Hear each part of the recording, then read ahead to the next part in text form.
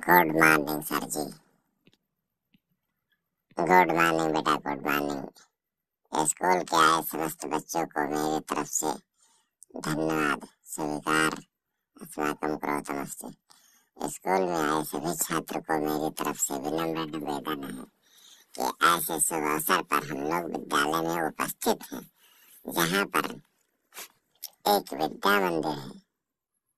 विद्या मंदिर है तो गुरु जी के चरणों में दंडोत स्वीकार हो। मेरे तरफ से सभी बच्चों को सुखम भवत प्राप्ति हो तम अस्माकं देशस् अस्तस्। सभी बच्चों को मेरी तरफ से धन्यवाद हो और सभी बच्चे खुश और शांति रहे। इस भारतवर्ष के सभी बच्चों के प्रति हमारी विनम्र निवेदन है, वो भी ईश्वर से। सर जी, हम लोगों को कुछ ऐसी कहानियां सुना दीजिए जिस प्रकार से रोज सुनाते हैं तो हम लोगों को याद हो जाए, और सर बहुत ध्यान पूर्वक हम लोग पढ़ते हैं, अनुपालन करते हैं, जिससे हम लोग को कहानियां याद हो जाती है। हाँ सर जी, ऐसी कहानियां हम लोगों को आप सुनाते रहें जो जीवन में आने वाली कल्पनाओं का हम लोग अनुभव करते रहें। उस अनुभव के अनुसार कहानियां में विशेष रुचि लेते हैं, और जिसमें रुचि लेते हैं उनको बहुत ध्यान पूर्वक विधिवत याद हो जाता है। अगले बैच में हम लोग जो सुने थे उसको चाहे तो हम लोग सर सुना सकते हैं। ठीक है बेटा, स्कूल का न्यू पाठ है, न्यू रोचक और नई कहानियां हम आपको आज सुनाएंगे, जिसमें सभी बच्चे खुश रहेंगे, शांति रहेंगे और सुखमय प्राप्ति होगी सभी बच्चों को मेरी तरफ से। और ऐसी कहानियां हम आवाज से सुनाते रहेंगे जो तुमको और तुम्हारे भविष्य में काम आए। आगे चल करके तुम भी सोचो कि किसी ने ये न कहे कि सर जी हमको आप नहीं सुनाए थे। कहानी सुनिए और अपने जीवन में अनुकरण कीजिए, उससे आनंद भी लीजिए और अपने जीवन में उसका पालन भी कीजिए। सर जी, हम लोग यही तो चाहते हैं, आपकी कहानियां सुन करके खुश रहें, मस्त रहें, पढ़ते रहें, लिखते रहें, आगे बढ़ते रहें, और आपका आशीर्वाद हम लोगों के ऊपर बना रहे। कहानी नहीं, कल एक के बाद में हम तो पिछली कहानियां जानते हैं, जिससे बहुत अच्छी ऐसे टेक होती है। आज स्कूल में आए सभी समस्त छात्रों के बीच में हम आपको एक ऐसी रुचिकर कहानी सुनाते हैं जिसमें सब लोग आनंद लेंगे और सभी लोग खुश रहेंगे। सभी बच्चे को मेरी तरफ से सुखम प्राप्ति होगी, और उस कहानी को सुन करके आप अपने जीवन में अच्छे कार्य की ओर अन्वित करेंगे या होंगे। एक बहुत पुराने समय की बात है। उस समय एक राजा राज करते थे, जिसके राजमहल में सभी दरबारियों के साथ में सेना भी बैठ करके निर्णय को सुनते थे। और उस समय ना कोई परपंच था, ना कोई फरफंद था, जिधर देखो उधर आनंद ही आनंद। उस समय जब राजा अत्याचारी करता था तो उस राज्य का वजीर न्याय और फैसला दिलाता था। उसी समय, पुराने समय की बात है, उस समय एक राजा राज करते थे। उसके राजमहल में राजा और अन्य कई कार्यकर्ता कार्य करते थे, लेकिन उस राज्य का वजीर बहुत चालाक था और पर डे राज दरबार को जाता था और शाम को वापस आता था। इसी के बात को सुन करके एक दिन की बात है, वो एक राजा का वजीर अपने घर जा रहा था। रास्ते में एक लड़का खेल रहा था। लड़कों को खेलते खेलते शाम हो गई। उसने सोचा कि ठीक है, अब मैं घर चलूं। फिर उस बच्चे को याद आया कि अभी थोड़ा मैं और खेल लूं। उसी रास्ते में गड्ढा खोदने लगा। गड्ढे खोदते समय वहां उस रास्ते से जब वजीर निकला तो उसको बच्चे को डांटा, कहा, अरे मूर्ख बच्चे, ये तुम क्या कर रहा है? गड्ढे खोद रहा है कि कोई आके गिरे? तुरंत उस बच्चे ने जवाब दिया कि गड्ढा मैं खोदता हूँ तो मैं गिरूंगा कि तुम गिरोगे? तुम अपने रास्ते जाओ। उस समय तो वजीर वहां से चला गया और कहा, ये लड़का बड़ा बुद्धिमान है, ये किसी काम के योग्य है। अगले दिन जब राज दरबार में पहुंचा तो वजीर से कहा कि हमारे रास्ते में एक लड़का मिला था, उसने ऐसा बताया, तो आप क्या करेंगे? हम तो कह रहे हैं कि उस बच्चे को इस राज दरबार में रख लिया जाए। राजा ने कहा, ठीक है, अगर तुमको पसंद है लड़का, उसकी बात पसंद है, तो तुम उसको जरूर रख लो। अगले दिन जब शाम को वजीर उसी रास्ते से जा रहे थे तो वो लड़का रास्ते में फिर मिला और वजीर ने पूछा, आज तुम भी वही काम कर रहे हो? लड़के ने तुरंत जवाब दिया, जब मैं गड्ढा खोद रहा हूँ तो तुम इसमें क्यों पैर अड़ा रहे हो? गिरना हमें को है, तुमसे क्या जरूरत है? तुम अपने घर जाओ और हम अपना काम कर रहे हैं। हम तुम्हें तो नहीं मना कर रहे कि तुम इस रास्ते से क्यों जा रहे हो, और तुम बता रहे हो कि गड्ढे क्यों खोद रहे हो? जब हम खोदेंगे, घर हमारा है, तो हम गिरेंगे कि तुम गिरोगे? इस बात को लेकर के राजा वजीर चला गया।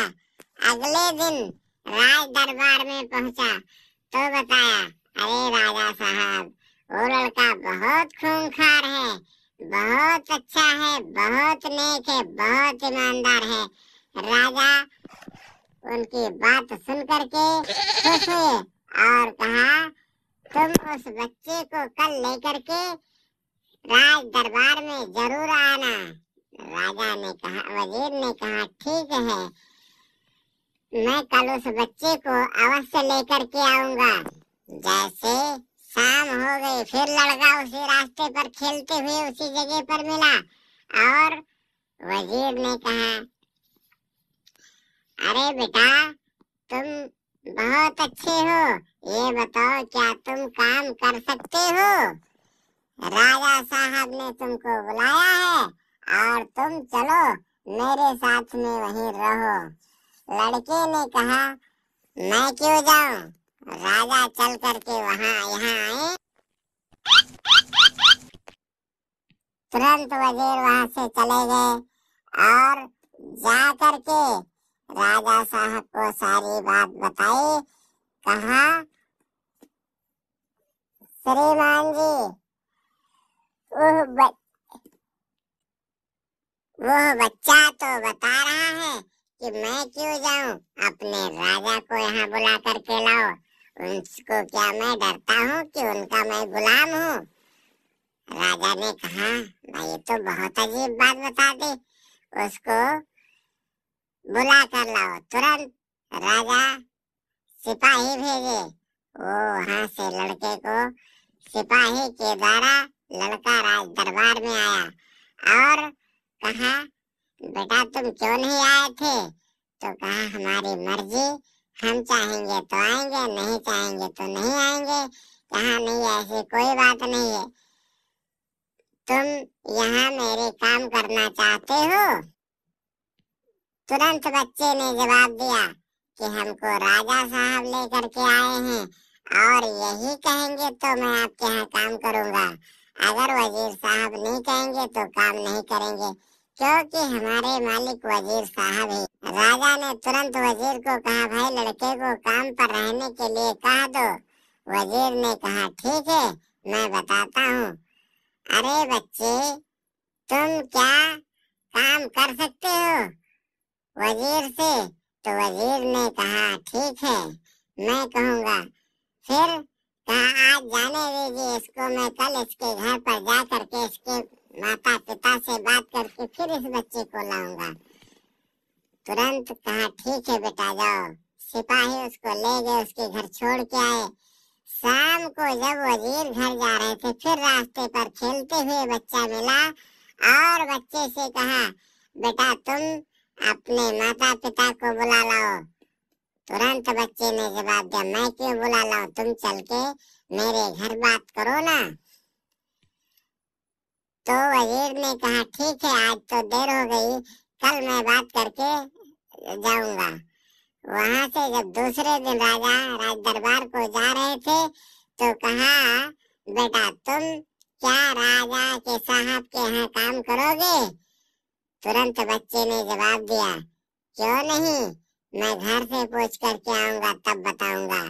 अगले दिन शाम को फिर उसी जगह पर मिला और राजा ने कहा, हे बच्चे, तुमने वजीर को क्या जवाब देंगे? तो कहा, काम करने के लिए कह रहे हैं राजा साहब कि हाँ वजीर साहब। उसके माँ बाप गरीब थे। बच्चे को कहा, ठीक है बेटा, तुम्हें तो राज दरबार में काम मिला है, तुम जाके वहीं रहो, वहीं करो, कोई दिक्कत नहीं तुम्हें। कहा, ऐसे नहीं, मैं सुबह काम करने जाऊंगा और शाम को अपने घर वापस आऊंगा। अगले दिन जब गया तो लड़का कहा, ठीक है, हाँ मैं काम करूंगा। मेरे माता पिता ने कहा है इसके बदले में वो 1000 रुपया उनको चाहिए, 1 महीने का, प्रति महीने की दर से। वजीर ने कहा, ठीक है, चलो भाई तुम हमारे साथ, हम तुमको पैसा अवश्य दिलवाएंगे। दोनों राज दरबार में गए और सारी बात बताई। राजा ने कहा, ठीक है, तुम इस बच्चे को रख लो। तुरंत वजीर ने उस बच्चे को काम पर रख लिया, लेकिन कहा, सुबह मैं इसको लाऊंगा और शाम को अपने घर ले जाऊंगा। राजा कहा, ठीक है, चलो तुम हमारे घर पर रहो। शाम को ले गए घर पर, तो कभी कभी राज दरबार में लाते हैं और कभी कभी अपने घर पे रखते हैं। जब कोई मामला फंसता था तो वजीर उसको ले जाते थे, अगर नहीं फंसता था तो अपने घर पे रखते थे। इस बात को लेकर के धीरे धीरे जब काफी समय बीत गया, एक दिन राज दरबार में राजा साहब न्याय कर रहे थे तो देखा, न्याय करते समय 2 पक्षी आते थे और राज दरबार में बैठ जाते थे। जब शाम होता था तो वो पक्षी उड़ करके वहां से चली जाती थी अपने राज दरबार को। उसने राजा के द्वारा सुने हुए वचनों को बताया, इस पक्षियों क्या करने आती हैं राज दरबार में, इसका कोई कारण बताए, ये क्यों सुबह आती और शाम को क्यों चली जाती हैं। 3 पक्षियां रहते थे। राज दरबार में किसी ने जवाब नहीं दिया। फिर राजा ने बताया, वजीर, इस प्रश्न का उत्तर तुम दो जिसके प्रति हम तुम्हें राज दरबार में रखे हैं। अगर तुमने नहीं दिया तो हम तुम्हें बाल बच्चों सहित भार में झुकवा देंगे। राजा बहुत चकित हो गए। कहा, ठीक है सर, आज आप हमें क्षमा करें, कल हम आकर के सुबह इसका उत्तर जरूर ढूंढेंगे। राजा गए और शाम को जब घर पहुंचे तो उस समय वहां गए और वो लड़का काम कर रहा था। वजीर साहब ने कहा, आज बहुत समस्या हो गई, बताओ क्या होना चाहिए। आज तो हम खाना पीना नहीं खा रहे, हमारे पेट में नहीं धसेगा। लड़के ने पूछा, सर क्या बात है। कहा, राजा ने आज हमसे एक प्रश्न पूछा है जिसका उत्तर हम नहीं दे पाए हैं। कहा, ठीक है भाई, चलो आज हम तुम्हें बताएंगे। कल कहा, देखिए 2-3 पक्षी आती हैं और वो सुबह राज दरबार में आके बैठ जाती हैं। जब शाम को न्याय हो जाता है, राज दरबार बंद होता है, तो तीनों उड़कर अपने घर चली जाती हैं। फिर सुबह आती हैं। राजा ने आज पूछ लिया कि ये बताओ कि ये पक्षियाँ क्या करने आती हैं और क्या करती हैं, क्यों आती हैं, क्यों चली जाती हैं। ये ना सारा दिन कुछ खाती हैं ना पीती हैं, सुबह आती हैं शाम को वापस चली जाती हैं, दाना भी नहीं चुगती हैं। राजा ने कहा हमसे, और हम अब क्या करें, इसका उत्तर मिल ही नहीं रहा, किसी ने नहीं बताया। और ये भी बता दिया कि अगर तुम नहीं इस बात का उत्तर दोगे तो हम तुम और तुम्हारे बच्चों को भार में झुकवा देंगे, तुम्हें सजाए मौत दे देंगे। तुम इसका उत्तर जवाब दो, क्योंकि हमारे प्रश्नों का उत्तर जब कोई नहीं देता है तो वजीर ही देता है। लड़के ने जवाब दिया, ठीक है, इसका उत्तर हम देंगे, आप हमको ले चले कल वहाँ। और कहा ठीक है, हम तुम्हें ले चलेंगे, लेकिन हमारे साथ आना। कहा ठीक है, मैं जरूर आऊंगा, आप ले चले, हम इसका उत्तर दे देंगे अगले दिन। लेकिन चलने से पहले ये बता देना राजा साहब से कि ऐसे छोटे छोटे प्रश्नों का उत्तर हम नहीं देते हैं, इसका उत्तर तो हमारे घर में बच्चे देते हैं। अगले दिन बच्चे को लेकर के राजा साहब जब के दरबार में जब उपस्थित हुए वजीर साहब, कहा जैसे राज दरबार लगा तुरंत वह पक्षी आकर के वहाँ बैठ गई। और जब पक्षी बैठ गई तो वजीर को समझ में आ गया। राजा तुरंत वजीर को खड़ा किया, वजीर साहब, आप इस प्रश्न का उत्तर ढूंढ के लाए कि पक्षी क्या करना चाहती है, क्या करती है। लड़के ने तुरंत को देख करके वजीर साहब ने कहा, अरे साहब, ऐसे प्रश्नों को छोटे छोटे प्रश्नों में हम नहीं उलझते हैं, इसका जवाब तो हमारे घर में छोटे छोटे बच्चे देते हैं और हमें ऐसे प्रश्नों को जवाब देने की कोई जरूरत नहीं है। तुरंत राजा साहब ने कहा, भाई ठीक है, हमें इसकी उत्तर से जरूरत है, चाहे तुम दो चाहे तुम्हारे बच्चे दें। वजीर ने कहा ठीक है, खड़े हो जाओ बेटा और राजा साहब के प्रश्न का उत्तर दो। तुरंत बच्चा खड़ा हुआ और कहा, क्या पूछना चाहते हैं राजा साहब। बच्चे ने तुरंत जवाब दिया, बताओ बेटा, ये 3 पक्षियाँ जो आती हैं वो यहाँ क्या करने आती हैं, ना कुछ दाना चुगती है, ना खाती हैं, ना पीती हैं, सुबह आके बैठ जाती हैं, शाम को चली जाती हैं। तुरंत वो लड़के ने जवाब दिया कि ये पक्षियाँ आती हैं इसलिए क्योंकि इनको न्याय चाहिए।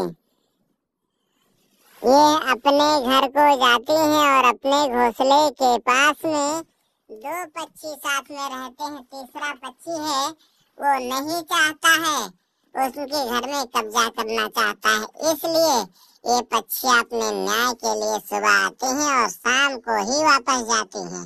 इनको आप न्याय देते नहीं है। तो कहा ठीक है, बताओ बेटा, कौन सा पक्षी है जो दोनों को डिस्टर्ब करता है। लड़के ने हाथ उठा के बताया कि वह पक्षी है।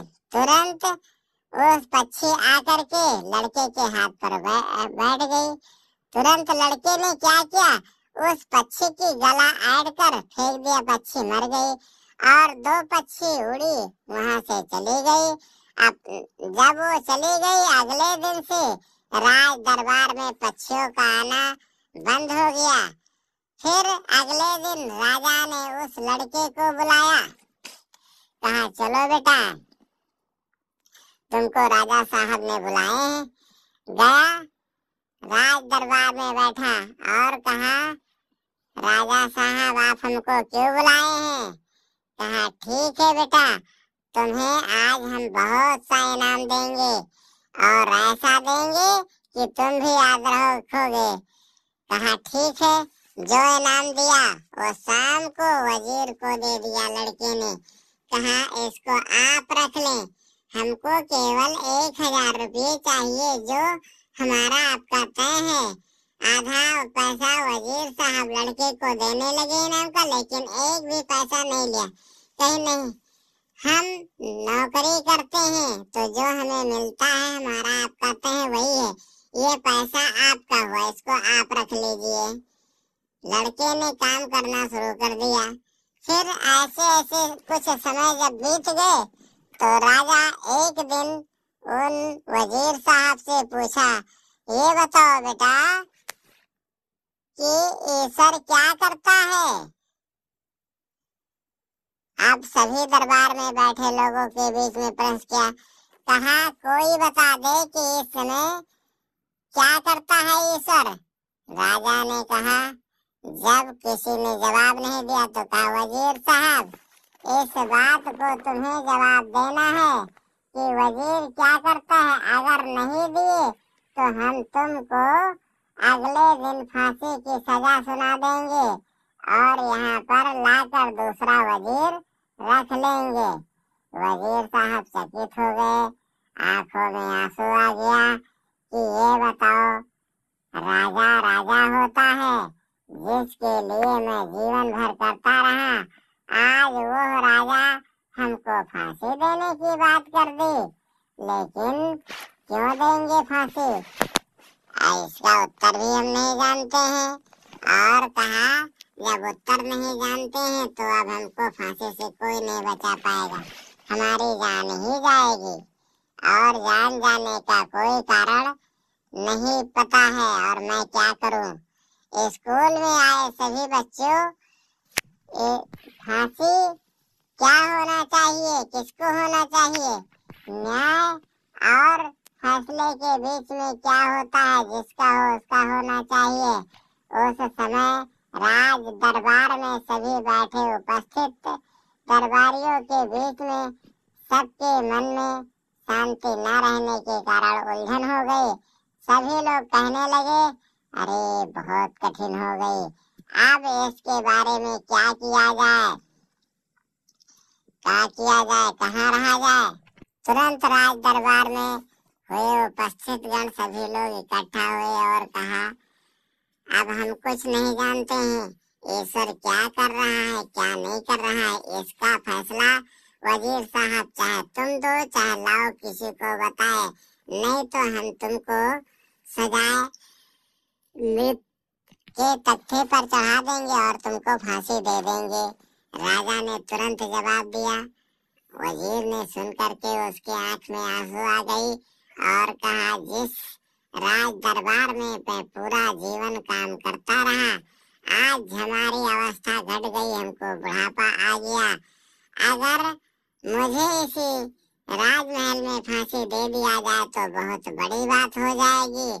इस बात को लेकर के जब राजसभा खत्म हुआ तो वजीर साहब अपने घर को चल दिए और चलते चलते जब रास्ते में बहुत परेशान नजर आए, नहीं कुछ समझ में आ रहा था, तुरंत उन्होंने अपने आप को बहुत महसूस किए कि अब हम क्या करें। शाम को गए, जब घर पहुंचे तो 2 घंटा लेट हो गया क्योंकि रास्ते में बहुत दुखित और चकित थे।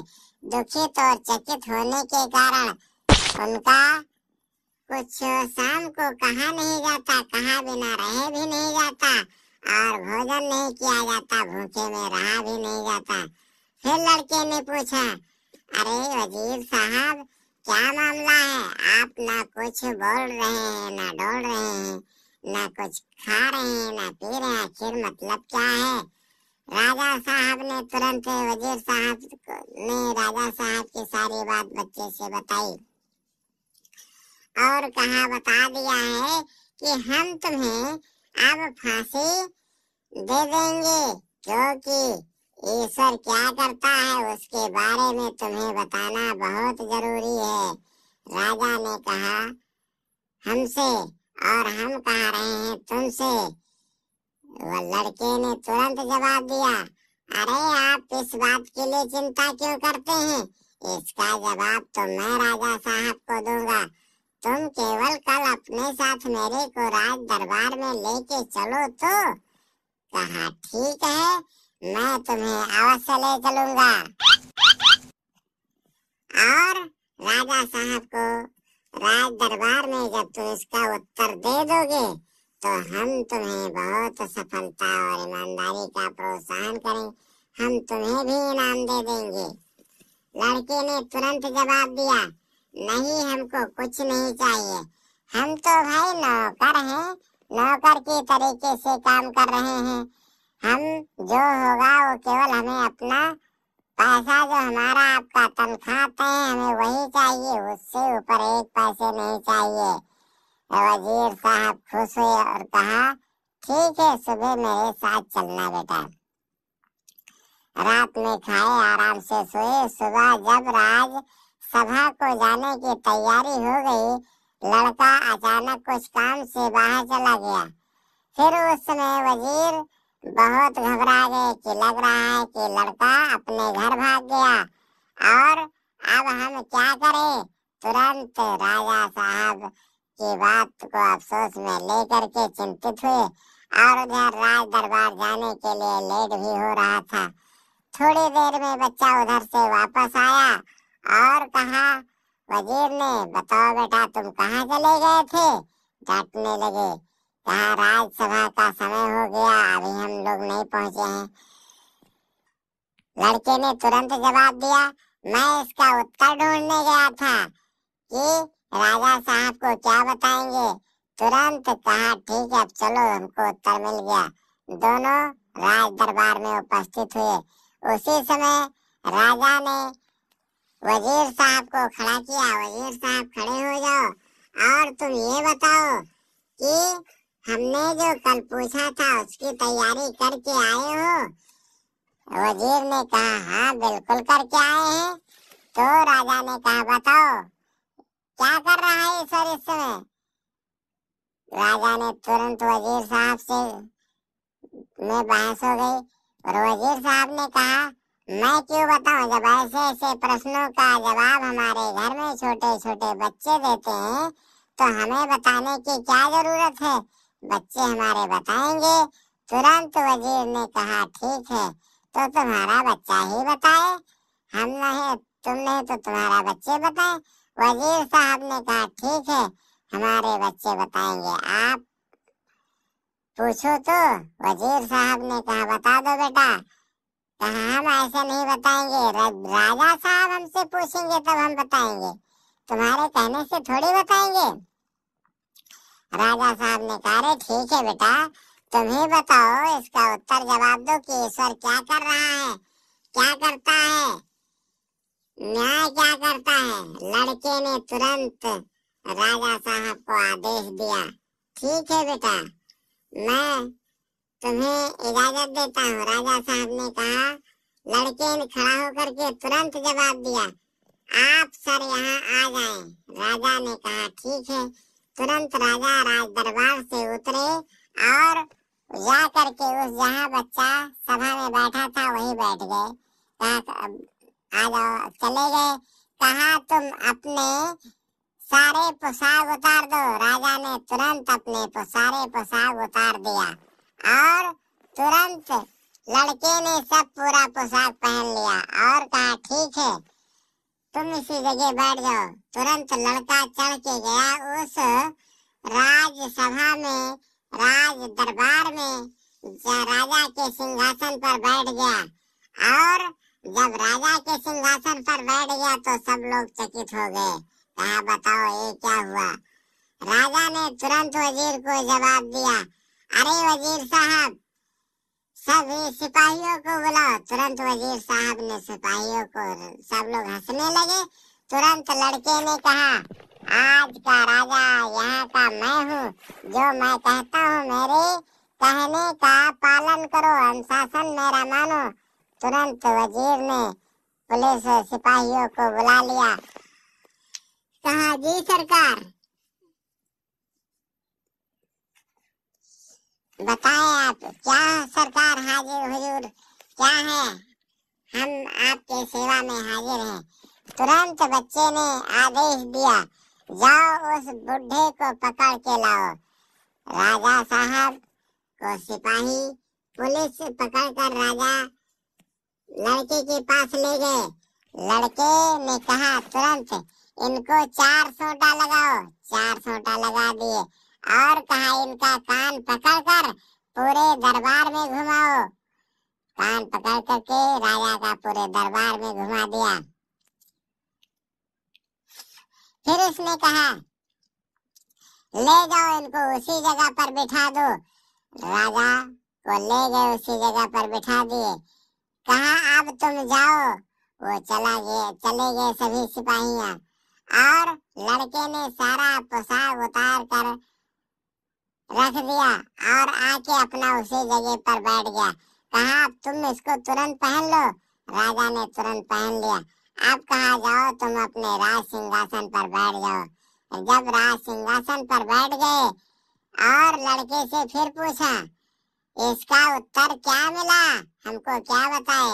अरे राजा साहब अभी आप नहीं पहचान पाए, ईश्वर यही करता है, किसी को राजा बनाता है तो किसी को रंक बना देता है, किसी को सजा देता है तो किसी को सुखी प्राप्ति देता है, किसी का धन छोड़कर किसको देता है, किसी से छोड़ लेता है, किसी के पास बहुत धन होता है जो खाने का समय नहीं देता है, किसी के पास कुछ नहीं होता है, जो चाहता है फिर खाने को नहीं पाता है।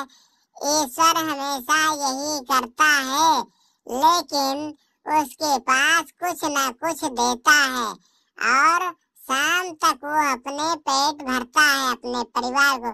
कुछ ऐसे भी परिवार होते हैं जो भूखों सो जाते हैं। राजा ने उस बच्चे को बात मान ली और शाम को जब चलने का समय आया तो उस बच्चों को बहुत सारा इनाम दे दिया और वजीर के साथ लद करके सारा सामान वजीर साहब के घर आया और वजीर साहब कहें कि ऐसा ना हो लड़का ये हमसे मांग ले। वजीर साहब ने कहा बेटा इसके बदले में क्या चाहिए तुमको।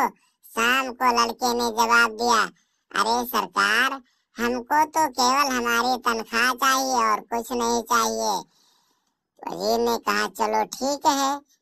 फिर भी कुछ समय जब बीता तो वजीर के मन में एक ख्याल आया कि ये बताओ अगर जब लड़का इतना होशियार है तो एक दिन हमारी कुर्सी भी छीन लेगा, वजीर अपना बन जाएगा और हम बेघर हो जाएंगे, हमें कोई नहीं पूछेगा। इस बात को लेकर के वजीर के मन में कुछ क्रोध आया और कहा ठीक है अब मैं तुम्हें बताऊंगा। जब शाम हो गया राजा सो गए, वजीर साहब सो गए। अगले दिन जब राज दरबार में पहुंचे तो कहा शाम को जब वापस हुए तो मन में विचार किया अब इस लड़के को मार देना चाहिए, इसके साथ धोखा करना चाहिए। राजा ने कहा वजीर को कि वो बच्चा तुम्हारा है क्या कर रहा है। कहा सर वो बहुत खुश है, बहुत अच्छे से जीवन जीता है और जब कोई काम होता है तो सब में छोटा बच्चा है मेरा वही सबका उत्तर देता है। वजीर ने कहा राजा से, राजा कहा ये तो बहुत बड़ी बात है, एक दिन वही तुम्हारा पद संभालेगा, तुम अपने घर बैठोगे और वो वजीर बन के यहाँ बैठेगा। तुम्हें यह नहीं कि यहाँ मत आओ, लेकिन यह कि यहाँ का कारभार तुम्हारा लड़का ही संभालेगा। राजा वजीर साहब ने कहा और चकित हो गए ठीक है हम तो चाहते हैं वो लड़का आज ही से आपके दरबार में रहे। वो राजा साहब ने बताया वकील वजीर साहब से। वजीर साहब और चकित हुए, कहा बहुत अच्छा है, कहें तो सरकार मैं कल ही उसको आपके पास लेके आ जाऊं। राजा ने कहा अभी नहीं भाई, अभी कुछ दिन तुम और अपने यहाँ ड्यूटी करो, उसके बाद में अपने बच्चे को लाना। राजा इस बात को लेकर के घर चले गए और घर में जब रास्ते में गए तो उनके मन में एक ख्याल आया कि अब बच्चा जो हम चाहते थे वही हुआ, कुर्सी हमारा छीन लेगा, आवाज वही हुआ। राजा साहब ने भी अपने मुख से ये शब्द हमारे कान में भी सुना दिया कि इसका वजीर, इस राज दरबार का वजीर अब तुम्हारा बच्चा ही बनेगा लेकिन वो मेरा लड़का थोड़ी है, मेरा बच्चा थोड़ी है, वो तो मेरा नौकर है। जिस दिन वो वजीर बन जाएगा उस दिन हमें यहाँ नहीं रहने देगा और हम अपने घर चले जाएंगे। इस बात को लेकर के कि अब ना रहेगी बांस ना बजेगी बांसुरी। रास्ते में सोचते सोचते एक स्थान पर पहुंचे। वहां पर कुछ दुकानें थी और वहां गए, दुकानदार से बात किया, शाम को मैं एक बच्चे को तुम्हारे घर पर मिठाई लेने के लिए भेजूंगा और ये तुम्हें मैं 1 लाख रुपये दे रहा हूँ।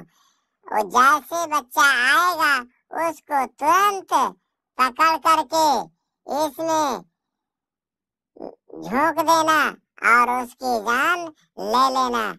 तुरंत दुकानदार ने कहा, नहीं हम भाई किसी की जान लेते हैं, हम तो सौदा बेचते हैं, इसी से जो मिलता है उसे जो रूखा सूखा शाम को होता है हम उसे पूरा परिवार चला लेते हैं, भला बच्चे को क्यों मारेंगे। वजीर ने कहा, अगर तुम मेरी बात नहीं मानते हो तो मैं राज दरबार में बताकर तुमको राज से बाहर निकलवा दूंगा। या तो तुम मेरी बात मानो या तो राज से बाहर जाओ। अब दुकानदार ने चकित हुआ और बताया, ठीक है सरकार, आप जैसा चाहते हैं हम वैसा ही करेंगे। तुरंत उसने कहा, ठीक है तो बच्चा शाम को आएगा। राज दरबार में जैसे बच्चे शाम को पहुंचे दरबारी जी वजीर साहब तुरंत कहा, बच्चे तुम चले जाओ, ये रुपया लो और फला नाम के दुकान से 1 किलो मिठाई ले आओ। वो भी जाना चाहता नहीं था।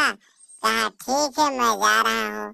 तुरंत लड़के ने रास्ते में चलना शुरू कर दिया और राजा का लड़का रास्ते में खेल रहा था।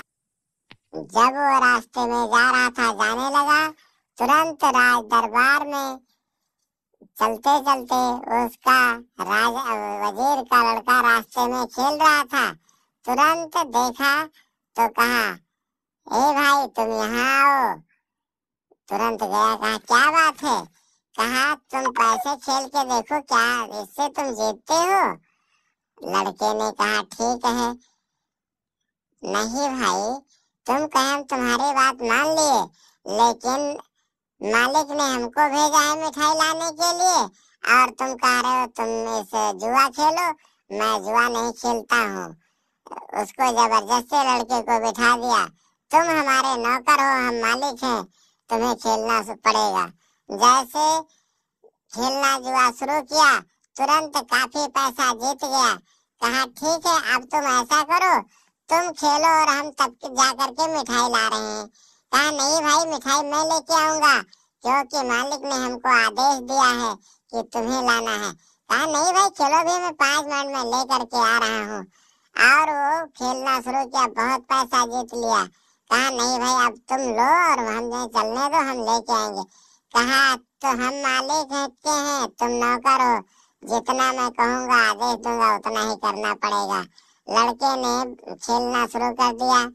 जैसे वजीर साहब का लड़का उस दुकान पर गया, दुकानदार ने उस लड़के को पकड़ करके अंदर ले गया और कहा, चलो बेटा मिठाई मैं तुमको अंदर दे दूंगा। अंदर जैसे कर पाया, तुरंत धसकते हुए आग के गोले में बच्चे को डाल दिया और बच्चा उसी में जल करके मर गया। और इधर जब नौकर खेलता रहा काफी समय तक, बहुत पैसा जीत लिया, नहीं आया तो कहा, चले देखे क्या मामला है, अभी भैया नहीं आए। जा करके घर पहुंचा। वजीर साहब देख करके चकित हो गए। कहा, तुम यहाँ कैसे।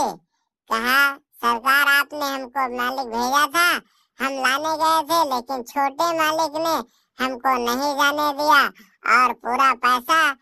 कहा, तुम खेलो, हमने खेल करके बहुत पैसा जीत लिया, उनका इंतजार किए नहीं आए, तब मैं घर आया हूँ और हमको आप माफ कर दें। लड़के ने तुरंत वजीर को देख करके आंख में आंसू आ गए और रोने लगे पूरे परिवार। कहा आखिर बात क्या है। तुरंत लड़के ने कहा हमने पहले ही तुमको बता दिया था कि हम गड्ढा खोद रहे हैं तो हम गिरेंगे, तुमने ये बात को नहीं समझ पाया।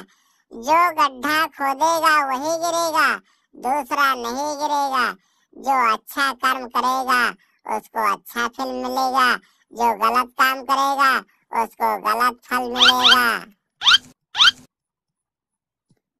और आप हमारी बात को क्यों टाल दिए? हम तो नौकर थे, आपने जो कुछ इनाम पाते थे सब मैं आप ही को देता था, मैं केवल तनख्वाह लेता था आपसे। और आपने ऐसा क्यों किया? क्योंकि आपने जो गलत किया उसका परिणाम गलत मिला। सभी दर्शकों से निवेदन है कि आप लोग हमारे वीडियो को देख करके अपने जीवन में ऐसा मत करें कि खुद जो गड्ढा खोदेगा वही गिरेगा, खुद खोदोगे खुद गिरोगे। और इस बात को आप लोग हमारे वीडियो को देखते रहें। सभी दर्शकों से निवेदन है कि आप लोग हमारे वीडियो को लाइक करें, सब्सक्राइब करें, शेयर करें, देखते रहें तथा कमेंट में जरूर बताएं कि हमारा वीडियो कैसे लगा। हम अगले दिन आपके लिए नई वीडियो लेकर के आएंगे, तब तक कि हमें आप अनुमति दें। और सभी दर्शक देखते रहें, हमारे वीडियो को अवश्य देखें। हम आपके लिए एक नई कहानी लेकर के अगले दिन उपस्थित होंगे।